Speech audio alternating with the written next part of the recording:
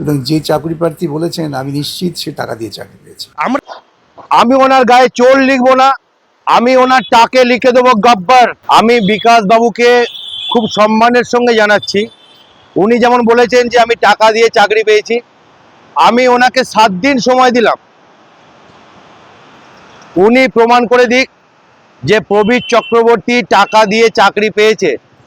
আমি তাহলে ওপেন পশ্চিমবঙ্গের জনসাধারণের কাছে জানিয়ে দিচ্ছি, আমি হাইকোর্টের কাছে যাব, 50 হাত নাকখোপ্তা খাবো। এবং উনি আমার থেকে অনেক দামি জুতো পরেন, ওই হাইকোর্ট চত্বরে উনি আমাকে 50 ঘা মারবেন, জুতো পেটা করবেন, আর আমার গোটা গায়ে উনি চোর লিখে দেবেন। সেই চোর দাগই দাগ নিয়ে আমি গোটা যতদিন বাঁচবো ততদিন থাকবো।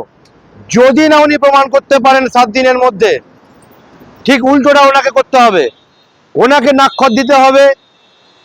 উনি যেটা আমাকে মারবেন সেই পথে আমি নেব, এবং আমি ওনার গায়ে চোর লিখবো না, আমি ওনার টাকে লিখে দেবো গব্বর।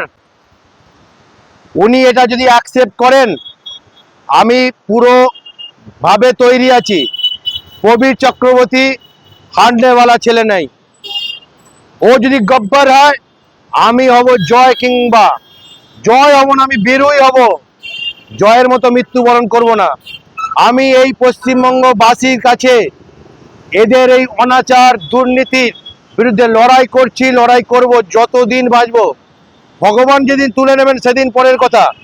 আজকে উনি কি বলছেন যে মুখ্যমন্ত্রী হাত জোর করে বলুক জনসাধারণের কাছে উনি টাকা ফেরত দিয়ে দিক, তারপর উনি সব কেস উইথড্র করে দেবেন।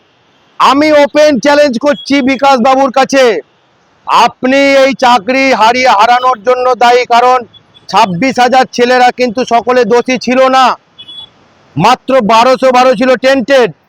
সুপ্রিম কোর্টে প্রমাণ করতে পারেনি OMR case not specifically tainted.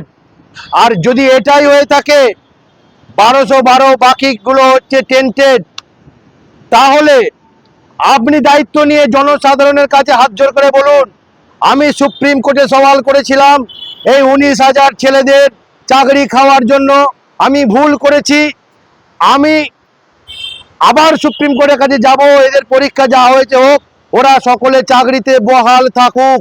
আমি আপনাকে ওপেন চ্যালেঞ্জ করছি, যদি আপনি এটা করতে পারেন পশ্চিমবঙ্গের জনসাধারণ আপনাকে ক্ষমা করে একটা সিট ভিক্ষা দিতে পারে।